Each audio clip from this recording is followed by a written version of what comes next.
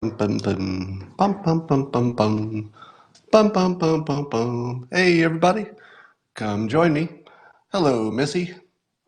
Hello, the rest of you. Come on in here and grab your cup, your mug, your chalice, your tankard. Grab your thermos, your flask, your glass, your mug, your cup. Did I already say that? Hey, everybody, it's time to join me now for the unparalleled pleasure of the simultaneous sip. Don't miss it. Don't miss it. Run, run, grab your cup. Here it comes. Ah, sublime. All right, let's talk about a bunch of things in no particular order. First of all, how how good is the world when one of the top stories of the day is that there was a yoga instructor who was lost in the forest, I guess, in Hawaii, and then they found her and she's fine. That's it. The most important news in the whole country, apparently, things are going so well that the news industry can't find any news. Literally, their news was somebody was lost in a tropical paradise, but they found her. She was fine. She'll be teaching yoga tomorrow. That's it. That's your biggest problem? Wow. Let's talk about a few other things. I noticed in some advertisements for Fox News that they're doing something very clever. So this is sort of a shout out compliment to Fox News. And what they're doing is that it looks like they're trying to advertise themselves, market themselves, and brand themselves. This is Fox News as having opinion in the evening, but more news during the day, which is quite brilliant. Can you see why that's brilliant? Now, first of all, that's simply a description of what they do. The people they have on in the evening are, I think, almost entirely opinion, maybe until Shannon Breen comes on. But it's opinion in the evening, it's mostly news in the daytime. Now, can you see how smart that is? By calling it out that specifically. It's brilliant because CNN doesn't make that distinction. On CNN, their hosts and their opinions are a little bit less distinct. So it's very smart for Fox News to say, these are our opinions, so stop calling these guys fake news because those are opinions. But our news is solid. You don't see a lot of fake news on the news, but you do see some things that maybe you disagree with because that's part of the opinion show. It's very good framing. I think that they're smart to do that. In no particular order, Andrew Yang, who's running for president, is certainly one of the most interesting candidates. I don't think he has a chance of winning, but he's certainly interesting. He's got tons of policy ideas, and all of them are provocative. But he tweeted yesterday something that was practically well, it wasn't Trump-like because it was too humble, but it was very funny. So Andrew Yang, he tweeted yesterday that the only thing keeping him from being president is his popularity. I think he meant it as a joke. It was pretty funny. So as a professional humorist, I endorse that joke. Uh, have you noticed how little pushback President Trump has gotten since he became president on some of the biggest issues that you imagined were going to destroy the world? Here are some of the things which you expected more disaster or pushback from. You thought when he started pushing China on trade that the world would end, but in fact the economy is doing great. And he's figuring out a way to help the farmers who are hardest hit. No big deal.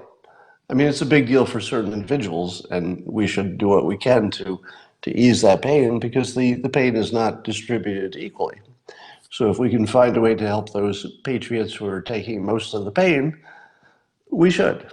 And it looks like the administration is at least trying to do that. Yeah, somebody in the comments is saying Jerusalem, moving the embassy to Jerusalem, thought it would be the end of the world. No big deal. Golan Heights, recognizing that as part of Israel, end of the world, no big deal. How about canceling the Iran nuclear deal? End of the world? I don't know. Doesn't look like it. North Korea? Pushing North Korea? End of the world? Nope. He was right about that again. Paris Accord? Yeah, getting out of the Paris Accord? No big deal. Canceling TPP? No big deal. Canceling NAFTA? Worked out fine. Just think about how many examples there are where Trump correctly knew the importance of something and his critics did not. And it works the other way as well. So what do his critics, Trump's critics, talk about the most? They talk about his character, and they talk about his failing the fact checking. Now that a few years have gone by, where he has failed the fact checking more than anyone has ever failed fact checking, although apparently 25% or so of the fact checking he fails is actually fake news. and about 25% of the things that are listed as Trump's lies are actually lies themselves. So, but even if you accept the 75% is true, the president has failed the fact checking more than any person ever has. Yeah, net neutrality, we're still alive. So it seems that the president has one skill that is a transcendent skill.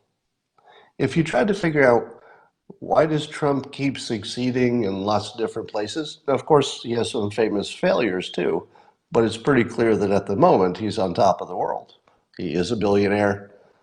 He is the president of the United States. The United States is doing great. If he quit today, he would, in my opinion, historians would still rate him as the best president of all presidents. If he quit today, and I don't think he's done. So I would say if you could understand this president with one variable, and of course that's always dangerous because we don't live in a one variable world, everything counts. But there's one that seems a little bit more, let's say, enlightening. One thing about him that is so consistent across all the topics and really across his entire life that it seems to be the one thing you should focus on, which is he can tell what matters. Look for that trend in everything that the president does. Do you remember when, I use this example too much, when the president first called Jeb Bush low energy? What did most of the world, except for a few people, except for me, except for Mike Cernovich, except for, a handful of people, what did most of the world say? It was a silly, trivial insult unworthy of the president, but certainly not important. Turns out it was very important. And Trump probably knew that the way he framed people, the way he brands people, would be effective and important. And sure enough, it was effective and it was important. When the president exaggerates something and the news spends all day talking about how that fact is wrong, the president knows that having that fact a little off, so long as it's sort of directionally correct, not important. And sure enough, the country does not respond to it like it was important. He's right. So look for that trend. He seems almost psychic in his ability to know what's going to actually matter in the long run.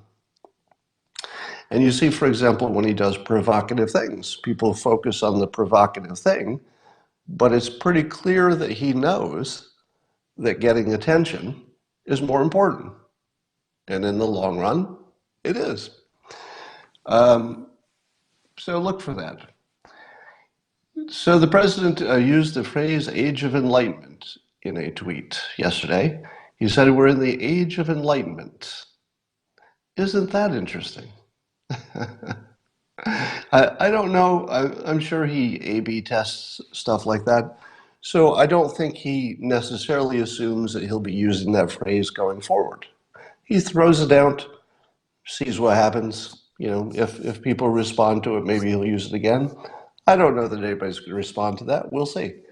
But how interesting that he's calling it the Age of Enlightenment.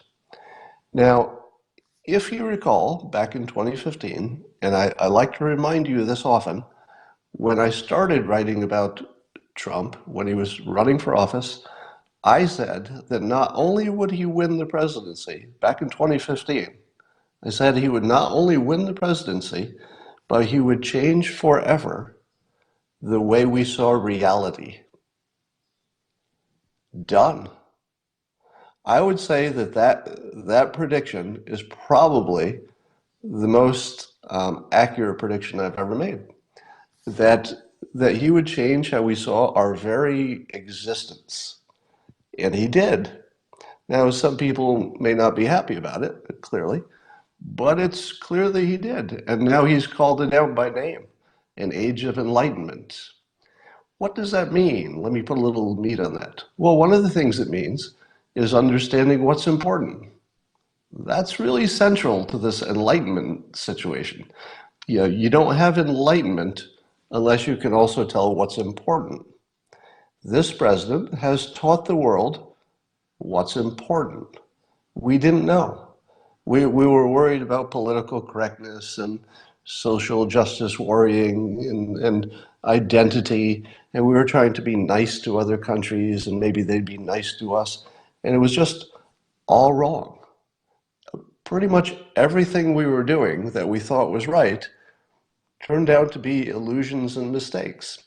And the president has largely replaced all of that stuff that was perceptually wrong with things that not nobody, but people who were his critics thought could not possibly work out well.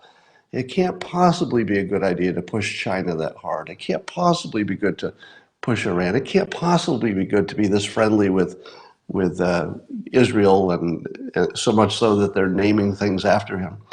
It can't possibly be this good to, here's another one. It can't possibly be this good to be so friendly with dictators. But it is. It absolutely is.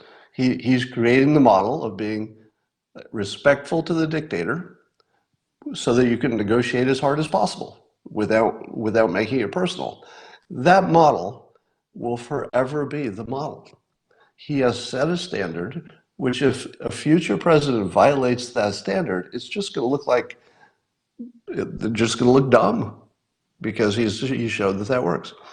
Saudi Arabia, let's talk about them, speaking of dictators.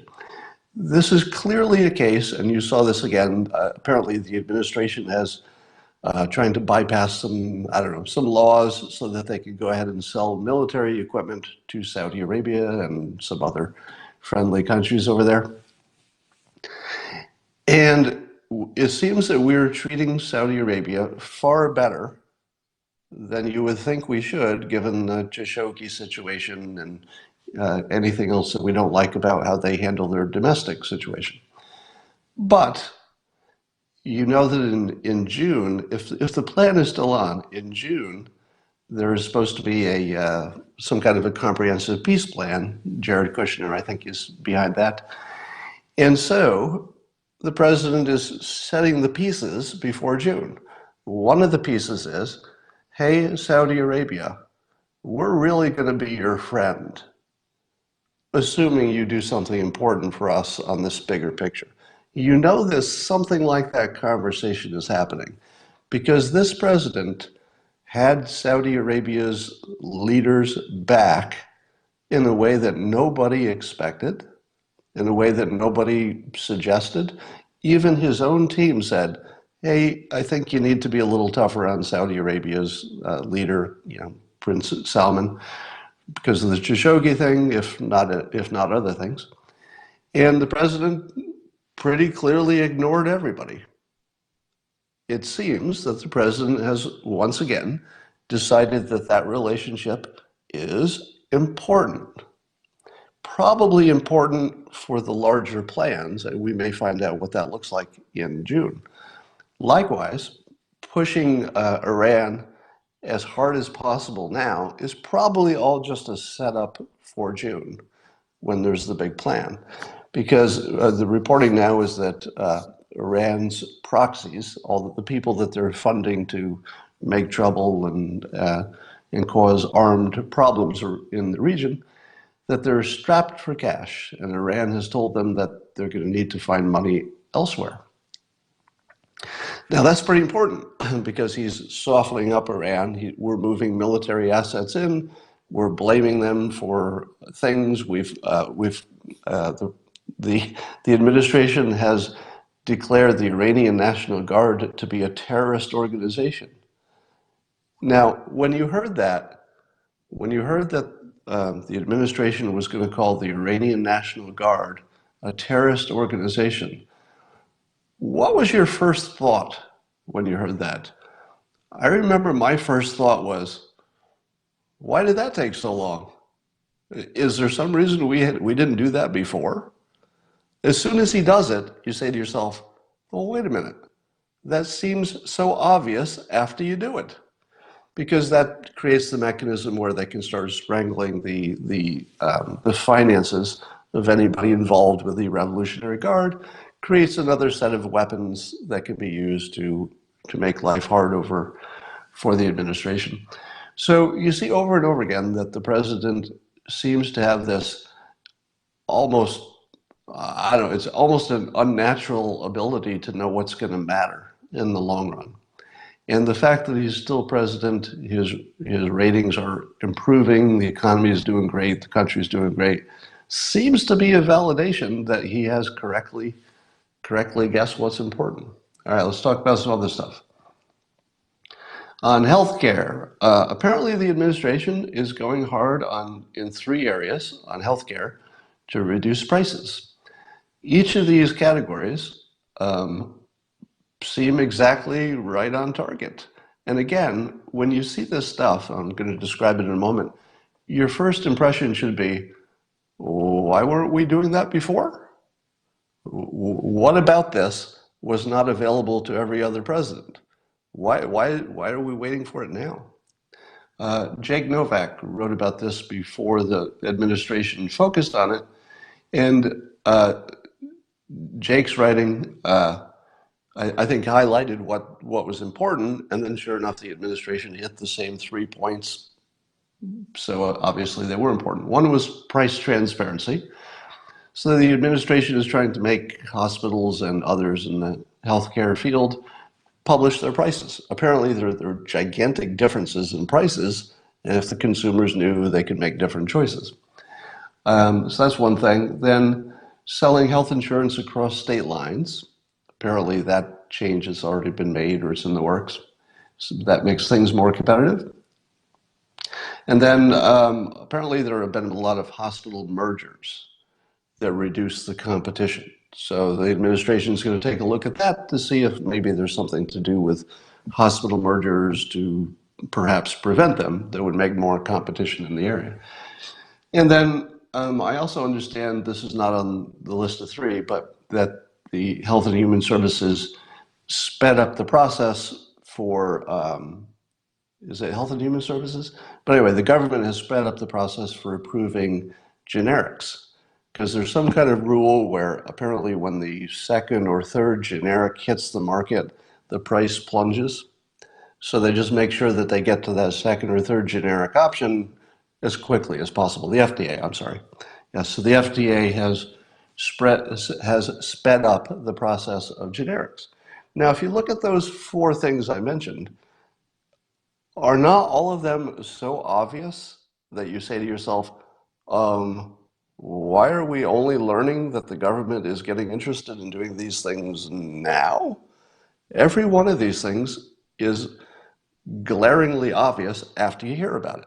You know, most of us are not educated on all the ins and outs of healthcare and where the levers are and what you got to push. But it's pretty obvious after they announce their priorities that those are pretty good priorities because the market will do the rest. All right. Um, I've got an idea that I want to run by you. It's not a good idea, but I want to run it by you anyway. You remember when Elon Musk's one of his companies builds tunnels? So it's big equipment called the Boring Company, a funny name, and they bore giant holes. And one of the things he announced was that they were figuring out a way to make bricks out of the dirt that they were digging from the holes. And this made me ask the following question. How hard is it to make a brick? What kind of equipment, I don't know, chemistry, what do you have to mix together? How hard is it to make a brick? Is that, can you buy a brick making machine? And if you did, is it a whole factory or is it the size of a, maybe a shipping container size? Is it a tabletop? What exactly does it take to make a good quality brick? And I asked myself, suppose you have this following model for helping people at the low end of the economic situation, and it looked like this. All right. Now this is the bad idea, the bad version of the idea, but maybe this will stimulate thinking. Take for example these urban blight areas where the land in the inner cities is so blighted that it's essentially worthless. And if you wanted to buy some, the city would practically give it to you just to do something productive on it. So you do have a lot of land in the inner cities. Likewise, there's lots of land in rural areas. So we have enough land. Land is not really the gating factor here. And most of that land has dirt. If you wanted to build a basement, for example, you would create a lot of dirt. If you want to build a tunnel to run some cables or to run some geothermal pipeline or something, you need tunnels or you need holes or ditches. So you can create a lot of dirt in any kind of building. Imagine this model. All right, so now I'm going to get to the point. The model looks like this. The government organizes or approves some simple building mechanisms that are close to a kit that you can make with bricks. Now, I would suggest making bricks that are not necessarily just rectangles, but rather are a little bit more like Legos. Maybe they've got some shapes that are easy to snap together. Could you design single-story homes that are really, really livable and really, really easy to build if you can slap bricks together? Maybe there are parts of the construction that you still need to bring in outside help because there's a specialty. But I'll bet you that if you could take a neighborhood and let's say prep some, prep let's say the plumbing and the electrical and the sewage, you probably could get people to homestead on a piece of land and say, okay, here's your land, and all you have to do is build on it. But here's the cool part. You give people 2 plots, one to build on at any rate they want. They can dig their own holes, they can make their own bricks, they can build on it. Once built, it will be almost pre-approved because they'll be building to a model that the government has already blessed. The reason I say single story is because you've got to hold higher risk if you go more stories. It's harder to build it, it's more to fall down, it's greater risk, right? So just keep it simple. And somebody's saying you need mortar, and I don't want to over specify the mechanism for building. I'm just saying that you probably could create a kit-like building thing that anybody could learn by looking at a YouTube video. So every day you wake up and look at the YouTube video and says, okay, it says, put some bricks on this wall, and that's all you do that day. You just look at the video and do it. Now, some people are going to say Sears had kit homes, etc. And so I know that kit homes work. The market has, for whatever reason, taken them out of the market, but there's no reason we couldn't put them back. So here's the key part. You give people not one plot of land, but two, and they're contiguous. They can build their own home from a base home. So let's say that the builder creates a bathroom, kitchen, and one extra room for sleeping in.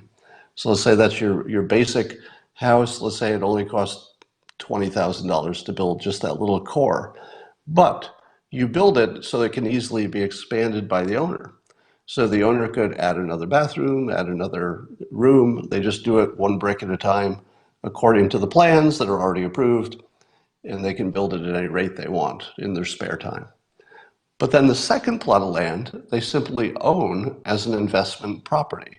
So once they've built out enough of their own home, they can say, all right, I'll just keep going. I know how to build a house now. So I'll just build a second one on this second free plot that came with the first one. And the second one will be for me to rent or to sell, so that you create a place to live with an income, because the second plot of land is something that they can use their labor to invest in, build another home, rent it out, or sell it. Anyway, I'm going to throw that out, throw that idea out there. It would require standardized plans. It would require some kind of a kit material that the average person could use. It would require land that could be easily acquired.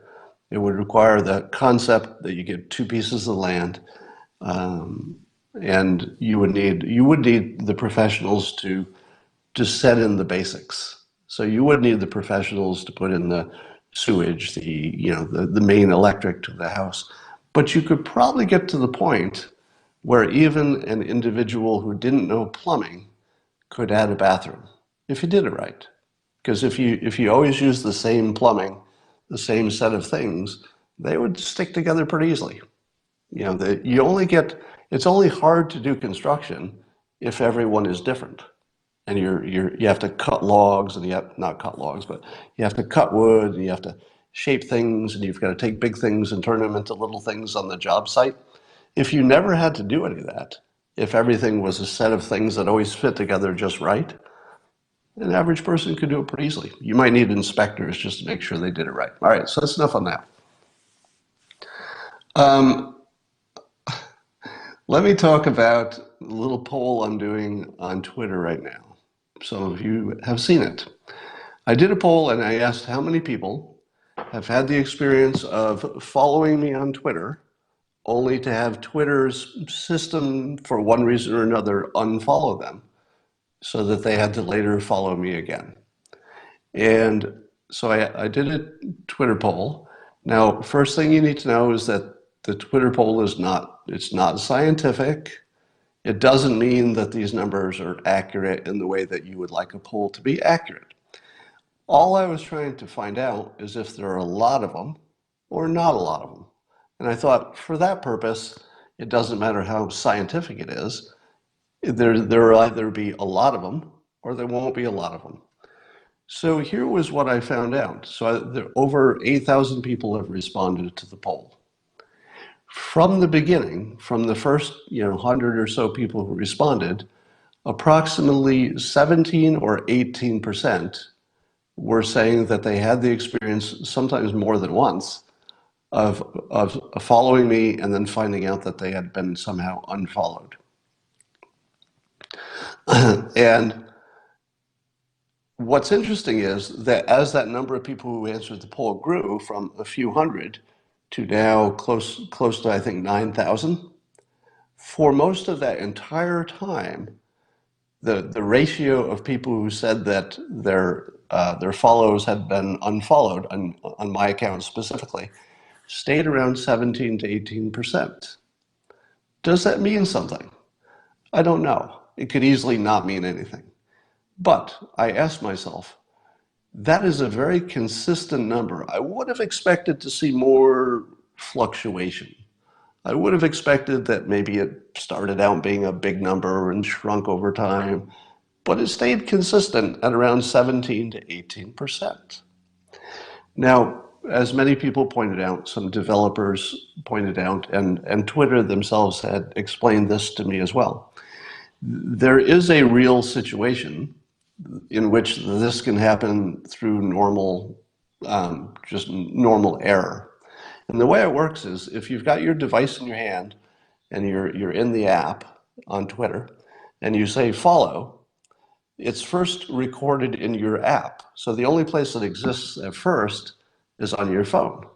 It doesn't exist at Twitter yet until that signal is sent to Twitter. Twitter, recognizes that there's probably some kind of a digital handshake that says, yes, we got it. You don't need to send it again. Now, apparently there are fairly frequent times when you lose a connection or just that handshake between Twitter and your phone doesn't work. So you can have times when you think you've liked something, you think you followed somebody and it didn't get registered at Twitter, and then the next time you check, it's not there. So that's some of it. So I would say it is confirmed that sometimes that happens. Likewise, it is confirmed that probably people think they followed me and didn't. Probably confirmed that they pushed the wrong button. They thought they followed me, but they liked it. They remembered it wrong. So some of it's probably human error and bad memory and all that. But I now have, I think, over 1,500 people. 1,500 people said that they followed me and got automatically unfollowed. About 18% of all the people answered. Do you think that 17 or 18% of all the people who followed me had a technical error? Maybe. If you added the possibility of technical errors to confirmation bias, to the fact that the poll is not scientific, so it may be skewed quite a bit just naturally. If you added together all of the possible reasons why people would have the impression that they were unfollowed, could it get to 18% of all my traffic? And maybe 18% is not accurate because it's not a scientific poll.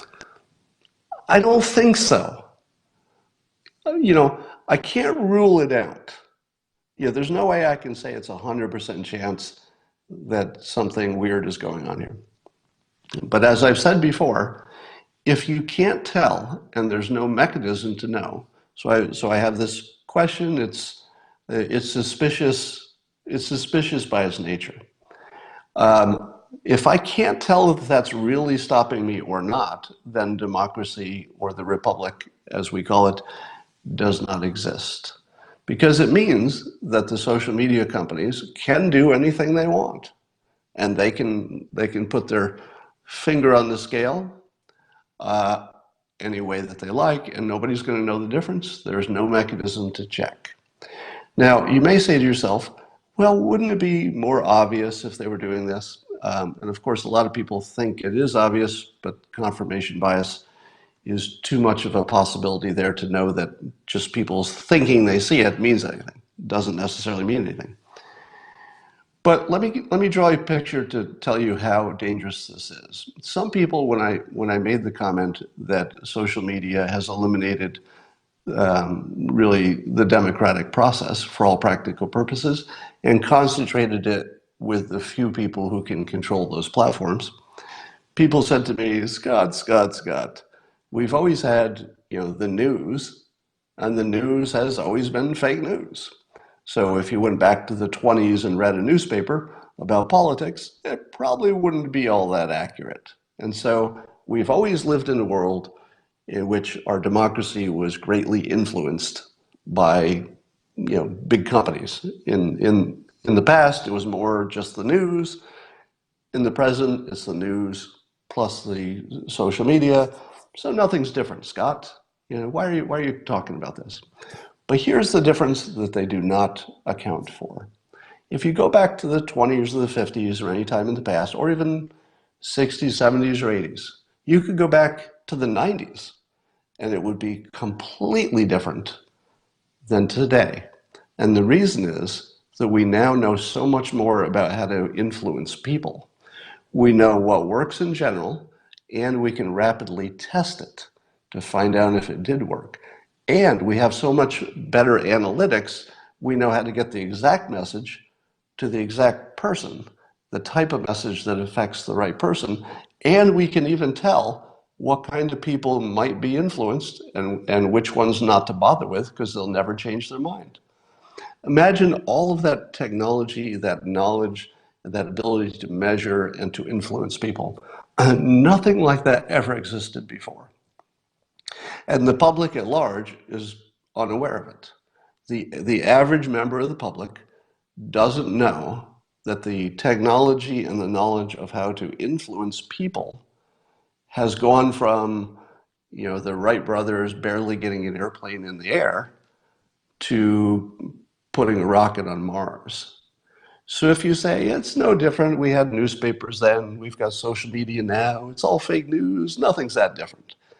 Completely wrong, because we didn't know how to do it until I'd say the last several years. That's when we started getting really good. That's when AI got into it, and the deep dives into the data, when we really knew who everybody was. People lost their privacy, and we could tell even a slight difference in a color on an interface or a headline, the way it was worded, and we could tell which ones stimulate people and which ones don't. Now, as good as we are at the moment at influencing people, consider, and I said this yesterday as well, consider that we will have had 4 years from 2016 before the next election in 2020. The smartest people in the universe, who are the tech people, the people who work at the big tech platforms, let's admit they are some of the smartest people in the universe, as far as we know, or let's say the solar system. And they have a great incentive to do better at influencing elections. They have the means, they have the intelligence, they have the time, they have all the resources, and they've got everything they need. And by 2020, they will be able to completely determine the results of an election. Let me give you a specific example. Suppose they found out, and I think this is all discoverable, it's something that they could find out. Suppose social media found out the people in the electorate, the voters who could be influenced. So they start with all these people, all the people who vote, and they know that most of them are going to vote their party no matter what. Most of them are going to vote or not vote, and there's not much you can change. It's hard to turn non-voters into voters. It's hard to change people's party. But there's some small sliver of people who can be influenced, and I'll bet they can be identified. All right, so step one is, can the social media platforms identify the small group of people who can be influenced? I'm sure they can. I'm sure both parties can do it. I'm sure that this is available information. Once you've identified the people who can be influenced, can you change the ratio of messages they hear from one side versus the other side? And could you do that without being noticed? Well, if you took all of the people who were looking at me and you said, all right, let's mess with Scott. We've identified that Scott is unusually persuasive because he has training and because he has a large following on social media.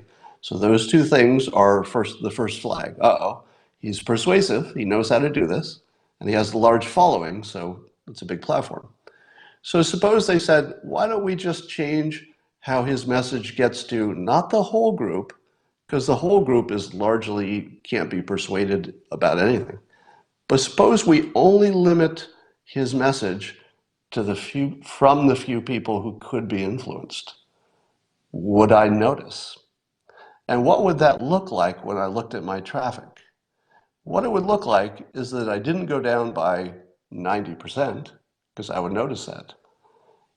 It wouldn't go down 80% or 70% or 60, 50. I would notice that. 40, I'd notice that. 30, 20. At around 20, I can't tell. So if I were going to game the system, I would make sure that the only people who didn't see Scott's message are the people who could be influenced, and that can't be more than 17 or 18% of the public. I mean, and that would be generous, probably is closer to less than 5%. So I can't determine if anything inappropriate, illegitimate is happening in my case. I cannot make that determination.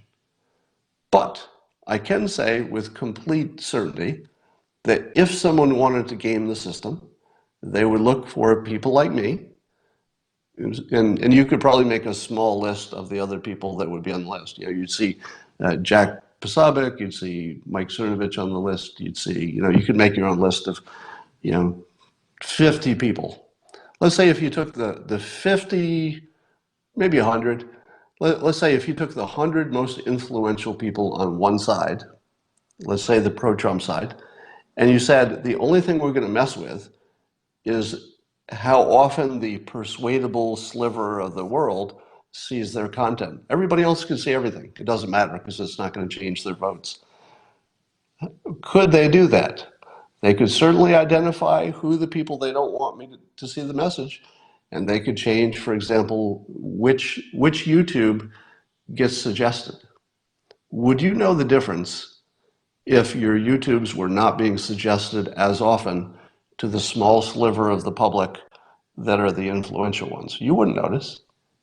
You might notice something like what I saw with my 17 or 18% who seem to get automatically unfollowed. It could be that the people who are getting automatically unfollowed, wait for it, are the persuadables. Now, I'm not going to make that claim because I don't have the sufficient data to say that that's true. I'm just saying that it would look kind of exactly like this if there was something going on, some mischief. But we don't know. The fact that we don't know creates the following situation, which I talk about in different contexts. Whenever you have the following variables, you're going to have mischief. The following variables are a huge upside, you either making money or getting power. So there's a huge upside gain that you could get. It is almost impossible to get caught. And there are a number of people involved. The number of people involved is to make sure that there's at least one person who's willing to do something mischievous, let's say. If you only had one person who saw a big upside gain and it was only one person and they knew they wouldn't get caught, you might say, well, okay, it's one person. Sometimes that one person will do the ethical thing and they won't do the thing they could do.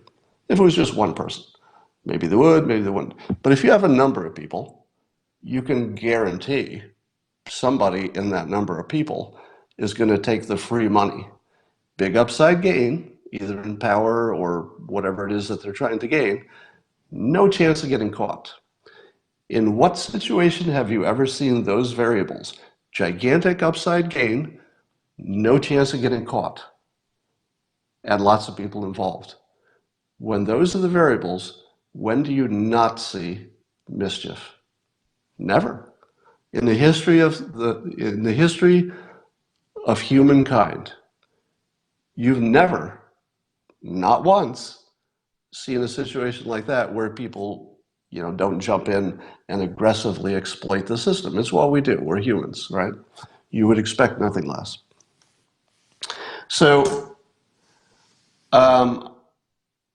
I would say at this point that the whatever you thought about the republic and about the democracy is over.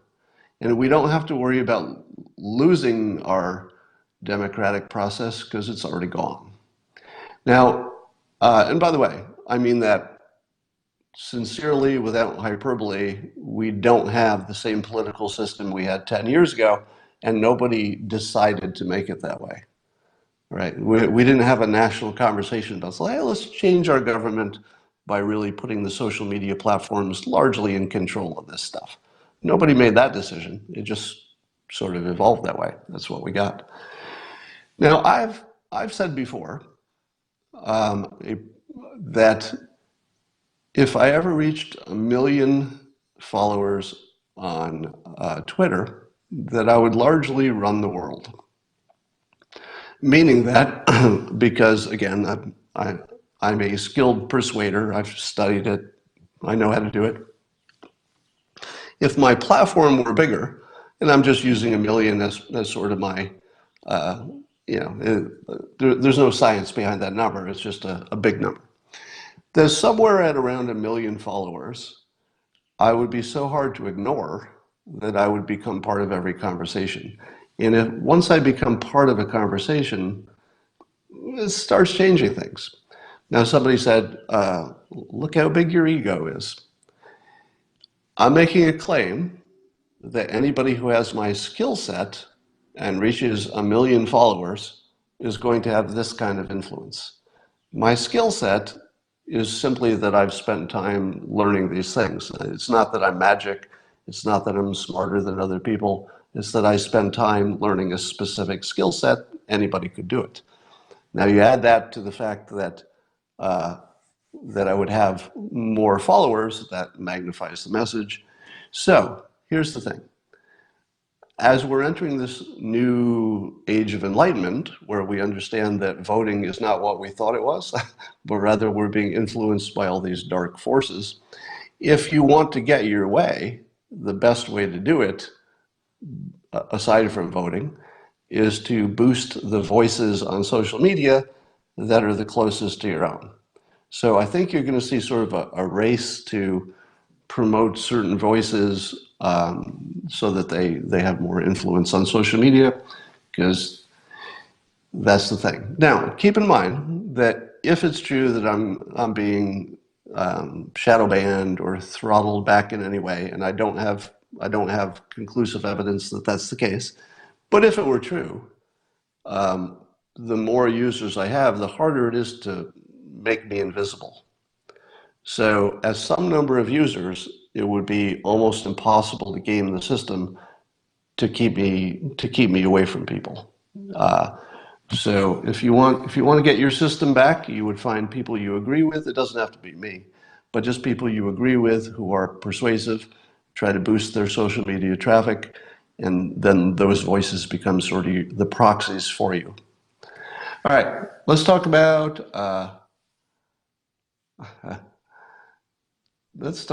Star Trek Discovery.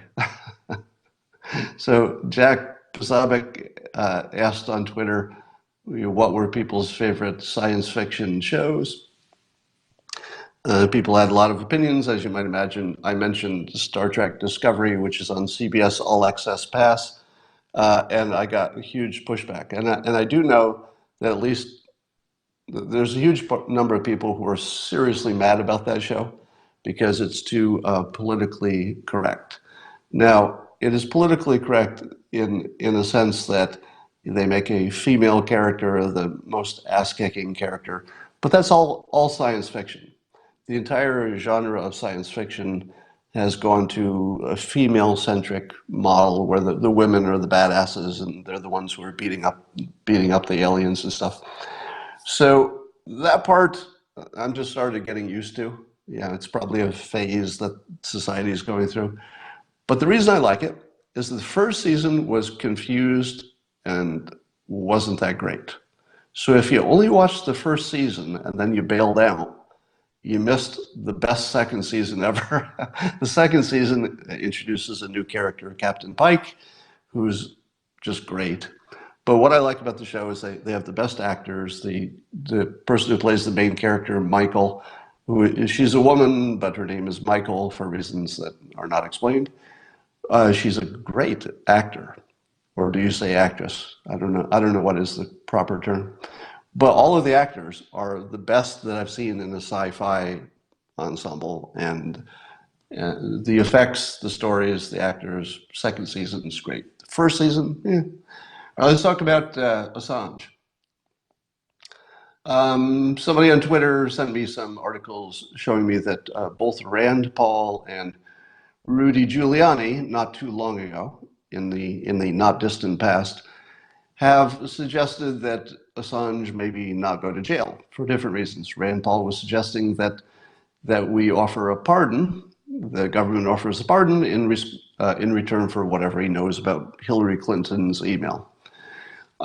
Separately, Rudy Giuliani was making the point that you couldn't really criminalize what WikiLeaks or Assange did because it's the same thing that the New York Times and other organs do all the time. And so that was more of a legal opinion. Rand Paul was more of a practical, political opinion. Giuliani was more of a preliminary, obviously not a deep dive, but a high-level legal opinion. So remember I said before that this whole Assange situation could be laundering him through the process with the understanding that there's no way he's ever going to get convicted for anything. In return, he may be giving up some secrets, but because there would not be a deal per se that we were aware of, maybe we never even know the government made a deal. Because the government would take a lot of heat if it made any kind of a deal with Assange. There are enough people who want Assange in jail or executed that it would be very awkward for our government to say, we made a deal. But there are deals and then there are deals. And it's possible that the deal could be to charge him with things that they know full well could never get a complete jury to agree on. Because that would launder him through the system. Nobody could say we ignored it. Nobody could say he was above the law. Nobody could say that the government did not act aggressively to try to put the greatest harm upon him. It would look like that. But at the end, he would be a free person, at least in this country. He'd still have problems with other countries, I think. But yeah, we would have run him through the system. And then we would say, all right, well, maybe we don't like how it turned out, but we do respect our own legal system for the most part. And that would really hurt. All right. So what else we got going on here? Somebody asked me why I cared if YouTube demonetized some of my videos.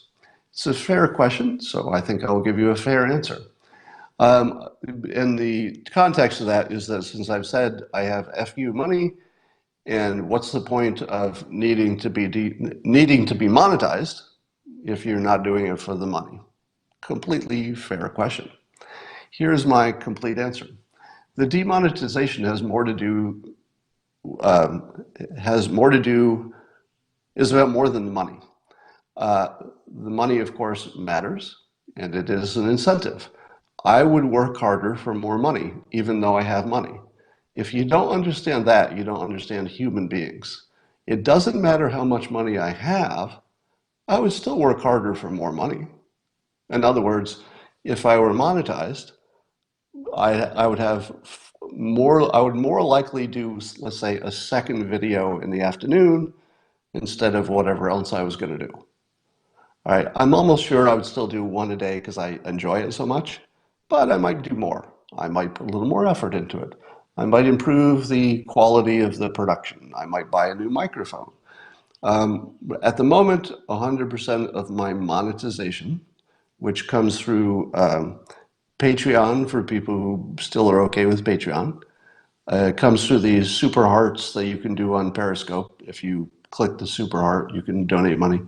And then the monetization that I just turned on for YouTube, just to give you a sense of scope, my total lifetime monetization on YouTube, which has only been this past week, is a little bit over $200.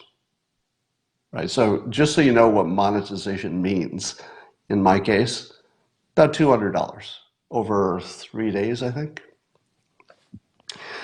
So essentially, all of my monetization goes to pay for my assistant, who moves it from Periscope over to YouTube, adds captions, etc., and for improving the production. So we're a long way away from me actually making anything like money. All of the monetization that I expect to experience over the next year would be more related toward improving the product. So I'm not expecting to make a profit on it. But if I did, let me say this as clearly as possible. I would love to make money on this or anything else. I'm a capitalist. So if I do more work and people like it, and that causes me to make more money, then I'm very happy and I'm more likely to do a better job. But the other point I was getting at is that the demonetization, I'm pretty sure, I think this is safe to say, would also affect its visibility. In other words, when YouTube says, we suggest this next video because you watched this one, it seems unlikely to me that they would suggest demonetized videos. Because the reason they got demonetized is that they're not as suitable for the general audience as an advertiser would like them to be. So it makes sense to me that demonetized and less visible are sort of the same thing, right? So it does matter if you're demonetized. That's the answer to the question. This is a random point. You saw, I tweeted last week, I think, a study that said that racism in the United States is sharply down under Trump and was not sharply down under Obama. Now, you have to be careful of this kind of science because it just might be wrong. So I would wait for more confirming studies to feel comfortable that that's true. But people said, well, how can it be true that there could be more crazy people doing violent mass shootings at the same time that racism in general is down? And I think that those are completely compatible. One, the crazy shooters are literally crazy people. Crazy people are more likely to be triggered because the news business is stimulating our fight or flight instincts. So you would expect that the people most sensitive to having their fight or flight instincts tweaked, most sensitive to being, radicalized online would be crazy people. And sure enough, crazy people are doing more crazy stuff because everybody's amped up. Like whatever you were feeling about politics 5 years ago, I'll bet you feel more about it now. You might not care more, but the way you feel is probably higher. So you could easily have the crazy people being triggered at the same time you wake up in the morning, you see your neighbor who's some different ethnic group, and you're better than you've ever been. So my experience is that racism, at least against blacks and against Hispanics, it feels like it's down. My regular life, I just don't see any signs that anything's getting worse for racism against those groups in particular. But there, of course, there's greater racism against white people. I think that's obvious. It's just that there's a different level of sympathy when it happens to the group that people think are running the patriarchy. That doesn't mean it doesn't exist. It just means that people don't care as much.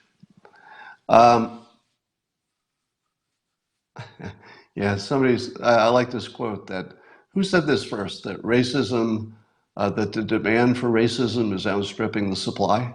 Was it Greg Gutfeld who said that?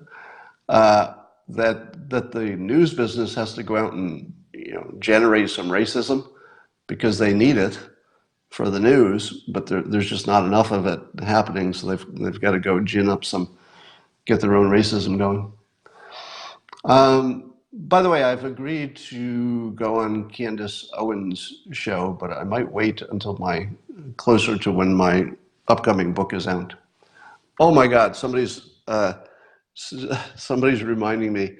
Poor Naomi Wolf. I died 1,000 deaths. I hope you saw this story. So, author Naomi Wolf wrote a book in which I think it was about the prosecution of homosexuals in England back in some period. And she was doing a BBC interview now, and because I'm an author, and because I've gone on many book tours, and because I'm going to be going on another one this year, I could feel the pain, like it was so personal to me. It hurt.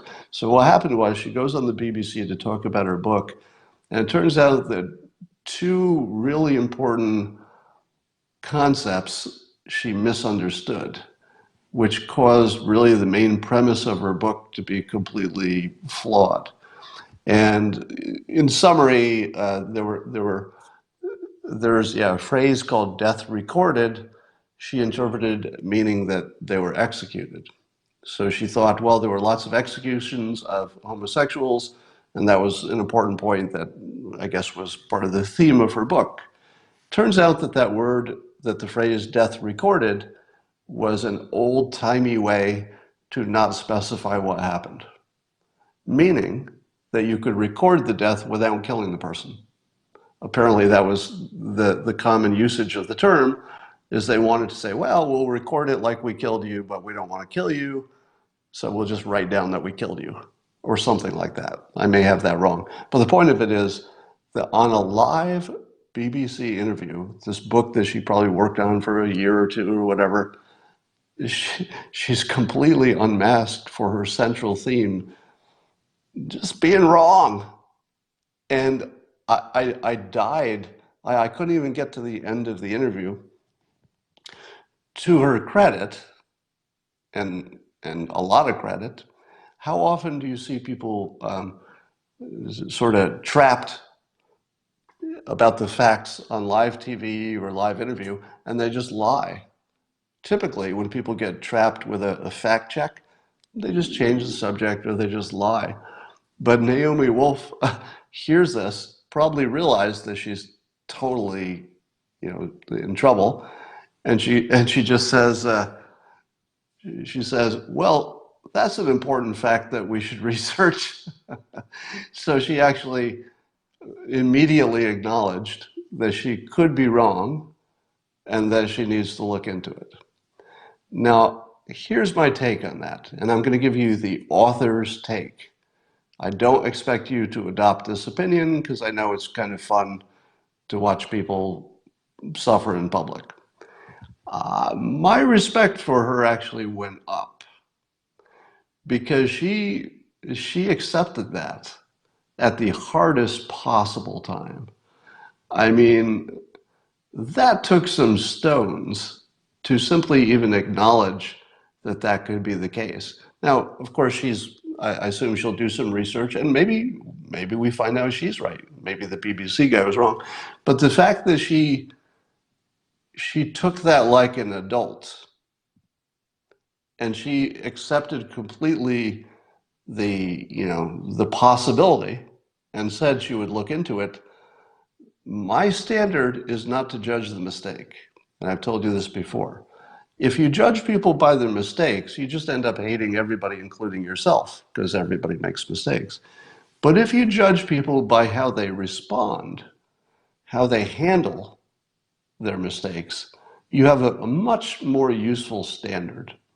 And there's more to the story. She'll have to deal with this maybe forever. Who knows? But the way she handled it initially seemed brave and somebody who was in control of her ego and had an appreciation for the truth, even beyond her own well-being. So that's what I saw. So I would say maximum respect to Naomi Wolf for just taking a bad situation in a graceful way. Very impressive. So I would judge her by that, not by whether the book has a mistake in it. All right.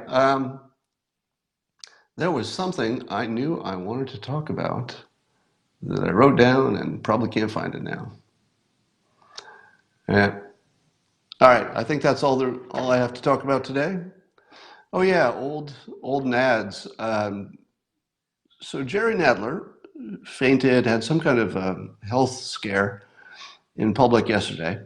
Now, I'm not going to be happy about anybody's health problems, but I have to point out that President Trump is the luckiest guy in the world because of who his enemies are. If your enemies are literally collapsing, Hillary Clinton was the first one to collapse, and now Nadler's like literally collapsing.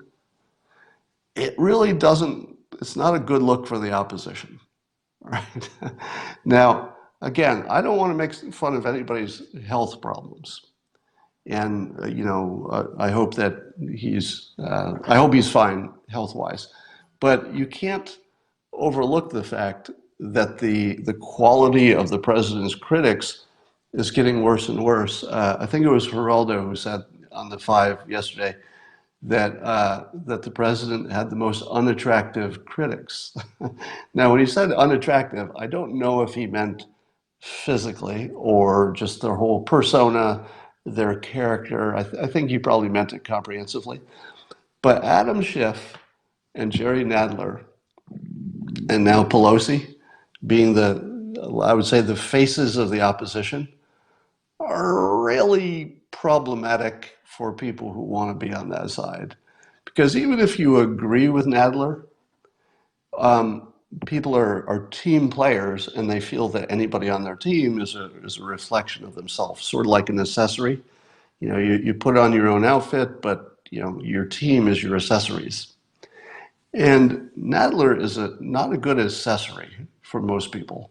They're happy to agree with his opinions about the president, but it's hard to promote him as your brand because he doesn't have a good look. He doesn't have a personality that you love. He's just not very likable in his public persona. And Schiff is the same thing. Schiff is odd looking. And I've noticed that a number of the president's critics, the Democrats, are unusual looking. Is that a coincidence? Because I said this the other day. I've said that I believe that the people who have the most genuine hatred for the president are people who have been bullied in their life, which is no laughing matter, right? Now, do you imagine that Jerry Nadler has ever been bullied in his life? He is short and stout and not a good looking guy. Almost certainly, all right? Because we live in a cruel world, and almost certainly he has been bullied in his life. How about Adam Schiff? Do you think he's ever been bullied in his life? Probably. I mean, most people have been bullied, so it would be hard to find people who haven't. Blumenthal. Yes, Blumenthal. Do you think Blumenthal, big critic of the president, do you think he's ever been bullied in his life? I'm trying not to be mean, but it's hard to overlook that the critics who are the most vocal and out front about this president do have a look. And again, I'm not trying to be mean. I don't mean this as an insult. It's an observation. There is sort of a look to the people who have what seems to be an emotional hatred of the president.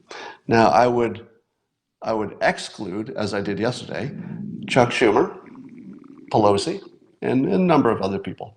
There are a number of people who are just legitimate critics of the president. They're sort of professionals.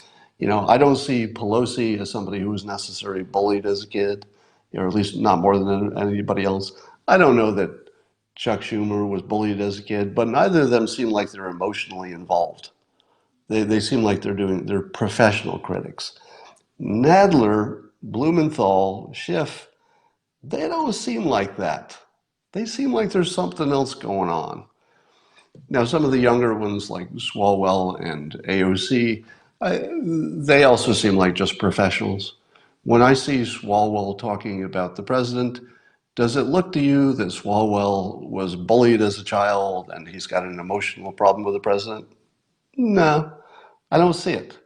I see Swalwell doing the things that make sense for somebody who's a politician on the other side, saying the things he says, some of them true, some of them seem a little exaggerated, but he doesn't look like he has a mental problem. He doesn't look like he's emotionally involved. Ted Lieu, same thing. I would say Ted Lieu is not emotionally involved. He seems like he's just playing his part. All right, so that's all I have to say today, and I will talk to you all tomorrow.